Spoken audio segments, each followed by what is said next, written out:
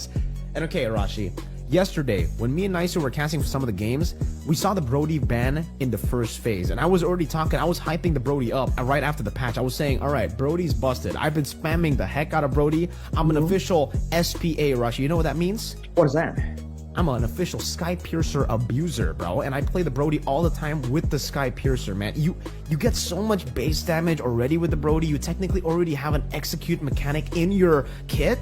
On top of that, now Sky Piercer, so you can execute some of these members even harder. And the fact that Malaysia have shown the Moskov so early on, it is going to be a good matchup for the Brody. But there you go, that's an Aurora for Stormy, a signature pick for the man, though it may look kind of, weird.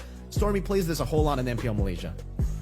It can be a great pick to really punish the clumping up. If Indonesia carelessly walk into a diversion, an Aurora can absolutely punish everyone. And it's a great way to really follow up on potentially something like a big wild charge or a penalty zone. So definitely looks weird, but it's still kind of legit.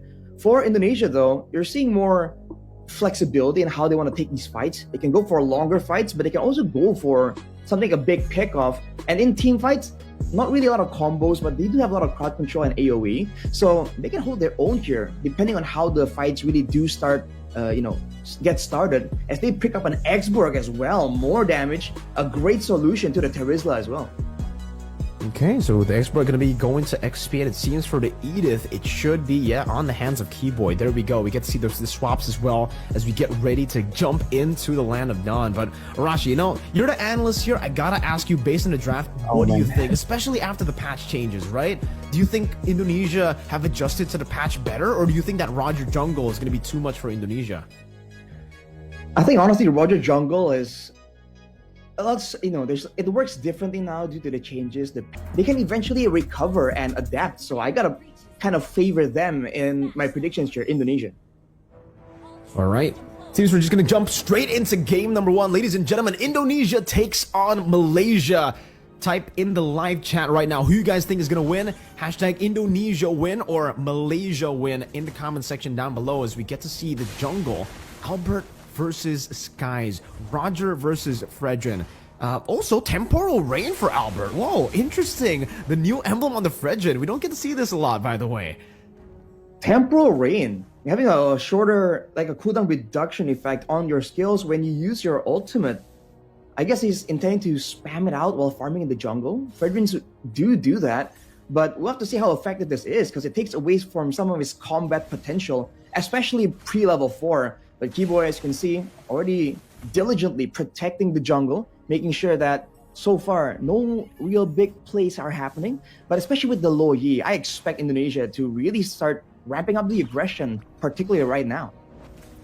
And I love the fact that right now, that's an onward by Keyboy, just doing some damage over to Yums there, poking him down. But I like the fact that a lot of the fighters in the XP lane, they're just going for Impure Rage now over the Brave Smite. I think it's because of the change to the War Axe. Now you technically have the Bloodlust Axe built in already, so you already get the sustain from the War Axe, right? So you can just go for even more sustain with the Impure Rage if you don't have mana, but if you have mana, then you can just stay in lane a lot more while also using your abilities to get the War Axe sustain off. The sustain coming in from the War Axe makes that item, in the same way the Glowing Wand is just so valuable right now for the mid lane, that War Axe now is just so good. I was expecting a lot more fighters to show up, but Lutpi now getting focused down by Stormy who rotates, but now you can see the follow-up coming in, and whoever clears the way faster here will get level 4, and that will be Malaysia for now. But you can see that for both teams, they're taking this very slow. They don't want to be the first main aggressor to get punished. But here now, the big value from Indonesia really shows the fact that their jungler is a fighter that can't be zoned as easily. But look at this, Stormy. Stormy goes up for stun. Good purify from Sans. Getting out of it now as Yums cannot go for the wild charge. Not just yet. Is still level 3. Hovering over, but finally gets level 4. As Keyboy now looks for a wild charge and Afflictor combo into the back with the penalty zone as well. And lock Lippy down. But Keyboy does the same with the Earth Shatter and the onward. As that's going to be the Praisers Rapid. Gorgeous wins out the retry battle. It's not the jungler. It's the XP laner. Gorgeous though will fall and Yums will be forced back. It's a 1-for-1 trade and Keyboy wants to make it 2-for-1. But in the end, it's a win for Team Malaysia early. Wow, it's just how we expected, man. Indonesia and Malaysia, there is always going to be fireworks, gonna be chaos. At first total take, usually we see something a bit more disciplined for these rosters, but when it comes down to it, it was just an all-out brawl. And like you mentioned, Wow. Miracle CW with the sky-piercing abuse coming in. That's an SPA right there. CW, he's just like me, you know, he loves to abuse that Sky Pierce, so we got a replay. That's this turtle fight right here where Malaysia just barreled through and they're kind of holding back Indonesia. And in the midst of everything, Gojes, out of everyone, was the one to secure that turtle. So small win for Malaysia, but overall, it's still a very, very slow game. But Malaysia is doing a great job just staving off the aggression and the level 2 power spike technically from the Lo Yi. So we're gonna have to wait a bit longer to see some kind of big play, but Gojes getting roasted here in the lane. Yeah, forced to recall now as Lutpi gets so much more space to pick up the turret shield. And he'll actually just be going for both. He's letting the minion waves go for the turret shield, getting him down. Now in the mid lane, it's going to be Keyboy frozen up, and that should be the kill for Skies as he's able to deal with Keyboy just through that stun. And also a Spear of Destruction that's going to be used up just for the damage. He won't teleport there, he'll just stay in lane. Great play here for Malaysia, picking up a kill. But on the bottom side, you can see the rotations coming in. They're trying to make sure they get as much advantage as possible, especially when they have control over the map before the diversions coming in from Indonesia will start to be an issue. You can see that they respect the potential of gangs as well, because Lolio with the Purify is going to be a lot more difficult to really pick off, even though CW is on the Brody that can facilitate some of these gangs. Okay, set up for the second turtle now. Lutpi doing the same thing he's been doing to Gojes up top, just roasting him down. But Skies is rotating up top, trying to deal with the Faraga armor. Actually jumps in as the War Axe gets completed by Gojes. Keyboy with Earth Shatter, going to zone Stormy away from this turtle. But look at the barrier there placed down. Albert won't be able to take full aggro on it. Gojes gets taunted up, goes in for the penalty zone, connects on the Lutpi. They're retreat battle, and it's not going to be any of the junglers winning it out. Look at this! Look at the damage coming from Stormy and the CC, as that's going to be him taken down. But Stormy now running away with the passive. Gojes flickering forward to find Lutpi as Keyboy deals with Skies in the Primal Wrath, and CW rotates from the bottom lane, but will give out so much more prio in the bot towards Lolio. Spear of Destruction connecting on the CW as Yums gets taken very low, but is still able to survive, and Lolio decides to go in. That's a stun on the CW, and now with the Lycan bounce, they're able to get the kill. CW forced back, and Sans is able to get a few more of these trades on, but in the end, it's an all-out win for Malaysia. What a great play for Malaysia there. They were able to focus down the targets even more efficiently than Indonesia and still get the global presence play. And look at that though, fight still breaking out all over the place. Lolio coming in with the Spear of Destruction earlier was just an absolute win. He knows his team was still in the fight, was still having the advantage. He joins in and just shuts down CW in that fight as well. And just off screen there, Yums was able to find yet another kill. So it was the turtle taken away, it was the bottom tower taken as well. Malaysia here is pushing on the pace on Indonesia. Doing a great job so far. Look at the goalie, 2,000 almost to the hands of Malaysia on this composition that honestly, yes, can snowball as well. But you would think, especially with the Moskov, that they would actually wait a bit longer to get you know, that power spike, right? And the Moskov, yeah, it hasn't hit his power spike, not just yet, it's just a corrosion scythe. I think it's just a great play by them to just use the early game power spike. You can see a Sky Piercer completed for Skies as well on the Roger. So a bit of that execute threat for the members of Indonesia. And as we mentioned, Gojes with the War Axe, he was already doing so much damage, being so tanky early on. And right there, steal attempt as Albert tries to retaliate. Good wild charge to escape. Albert now jumping forward. That's Razor's Wrath dealing a whole lot of damage to Stormy, but he gets frozen down. Penalty zone to lock them down, not really giving Indonesia a chance to take Stormy out. Meanwhile, all in the top lane, you can see Lolio just dealing with the minion waves, now shoving in Albert, looking for a play again onto Yums. That's going to be an onward and an Earth Shatter combo to take him out, and Indonesia finally get a trade that's worthwhile, but it's not going to be worthwhile for long. That's a turret traded up top for the kill on the roamer. This is just Malaysia using this macro plan so well. The fact that they can send a gold laner to just keep farming again and again and join these fights from so far away is giving them so much more space. And as a result, you can see that Indonesia, they do have damage, but they're struggling to lock down and find pickups, because even the roamer that's supposed to open up the map for the side of Malaysia, it's a Grok that's just so difficult to really lock down. Diversion though from Indonesia, can it pay off? Yeah, straight into the bottom lane they go. They tried to just get that position, and they will be able to get that over Malaysia. They set up for the turtle again. That's going to be an onward. And the Earth Shatter locking Yums down as Lutpi deals with that damage. Oh my god, the dispersion and the rotation almost takes Yums down. Lutpi will be able to burn him down to the ground. And that should be a free turtle over to Indonesia. As Malaysia just look to trade on the other side of the map. Moscow still just farming.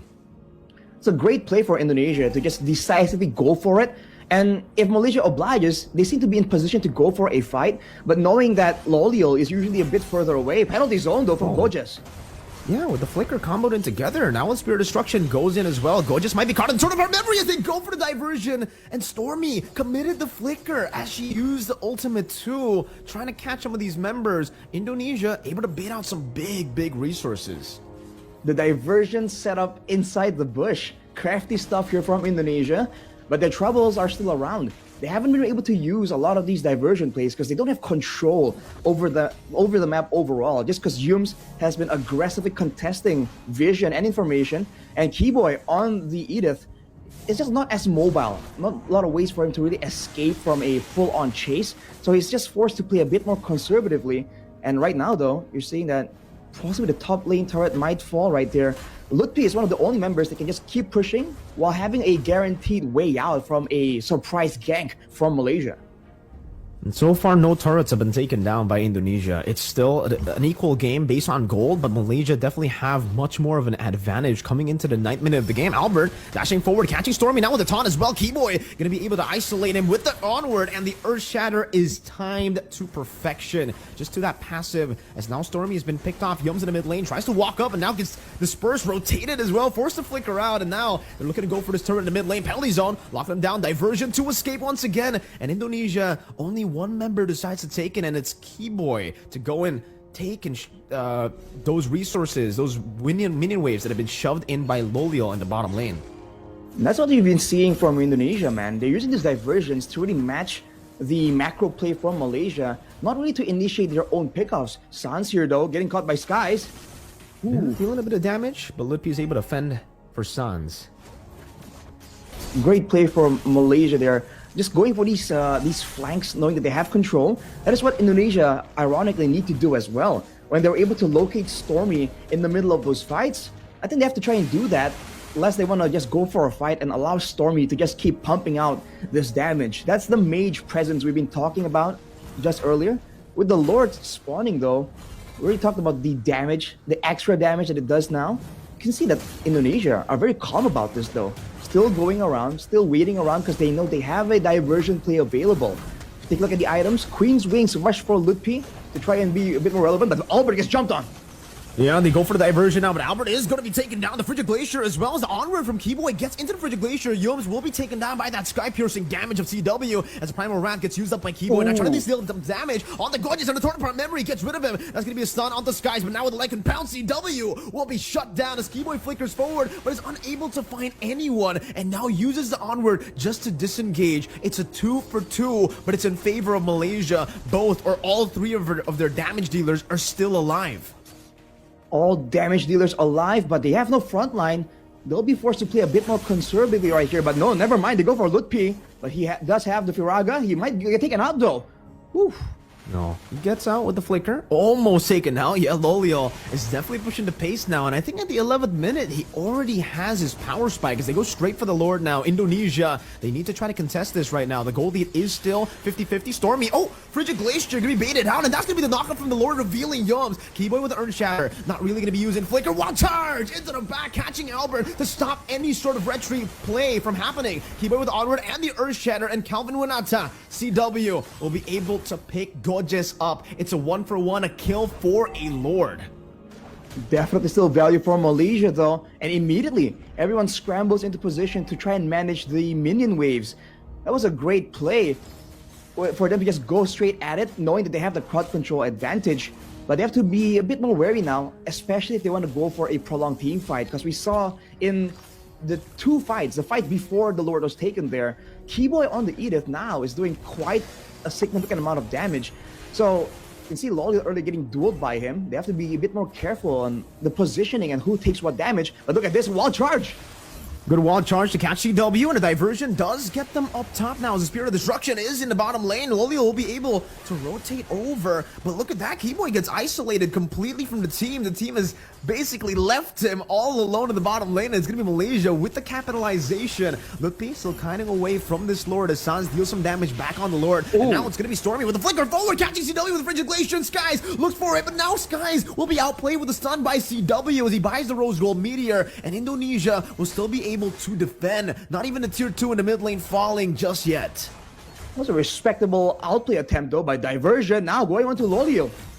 Going for the fight again. Penalty zone catching 2, and CW is going to be compromised. Now with a wild charge 2, it's going to be Sans and CW locked down, but Sans get a bit of that damage. The Spirit of Destruction connects, and Calvin Winata will be taken now. Lutpi still roasting in the back as Albert gets slain. Lolly is going crazy with a double kill now as he's looking for Lutpi. One more Abyss Walker to the front, but now the last Insanity gets rid of Gorgeous and Yums to claim another few kills for Indonesia. But still, it looks like it's a win for Malaysia. Both teams just going at it, man. Like we said, the kills are so equal, and actually the gold lead as well is starting to get equalized. It's Malaysia seems to be still winning, especially when it comes to the structures and the map control. But this gold has to be a concern for them now that Indonesia has a lot more spammable abilities in the late game. If they can go for a proper fight without any surprises coming in from Malaysia, it's going to be quite dangerous for them. If you take a look at damage dealt, the highest damage dealer is actually Lutpi, who is relatively ignored, so he's just flaming everyone down. But on the other side, Gorgeous, who is supposedly a frontliner, is just doing an insane amount here on this Terizla. That is definitely something that Indonesia will struggle to try and deal with, because their main damage dealer, Calvin Winata, has a bit more of a burst style of a hero, so it doesn't really shred through this Terizla as easily. And slowly but surely, it does seem like Malaysia are outscaling Indonesia, right? Wild charge again into the penalty zone. Keyboy still going to be able to flicker out of that, and that's 2 big ultimates used up for the flicker. Who gets more value out of that trade, Arashi? Considering that the Lord is just up right here, I think Indonesia technically has a bit more value to be taken, unless they can't really get forced to go for the Lord because of the macro play. The bottom wave getting pushed out. Diversion is available for Suns to bring CW into the fight, but we'll have to see how Indonesia wants to play this. Okay, Lutpi in the front trying to zone them away now on that X-Borg. Sans gets the conceal of Keyboy to go back into the mid lane to clear this wave, and he will be able to do so. Athena's shield now bought up by Keyboy, so a little bit more sustainable in the skirmish. As Albert, you can see that the Lord Dance is, not as good as it was before, as the Lord takes so much of your HP away. Albert is down to a quarter of his HP, and now it's Lutpi who's trying to take the turtle, or the Lord aggro. And again, so much damage already outputted by the Lord. This new change is definitely changing a few, dynamics in the game. The Lord Dance is so much harder to do. Oh, Keyboy, onward, and Earth Shatter right into the Frigid Glacier. They're all going to be baited into CW. Now in the back, it's going to be Sans who gets taken down by Lolio. CW gets some damage down with Wooden Nature. Will be able to save him, and Lolio gets the outplay onto CW. Lutpi's next to the chopping block. The Spirit of Destruction connects, and Lolio teleports behind him. The Faraga armor still ready. He will use it to just clear up the wave in the mid lane, but he will not be able to do so. One more cannon minion. They might be able to utilize all of this to go for the game end in game number 1. Just one cannon minion, one more hit to the cannon minion, but it'll be enough for Team Malaysia to secure game number 1. What a performance, man. That final fight was a complete wipe from the side of Malaysia. Indonesia, unable to do anything, outplayed at every turn.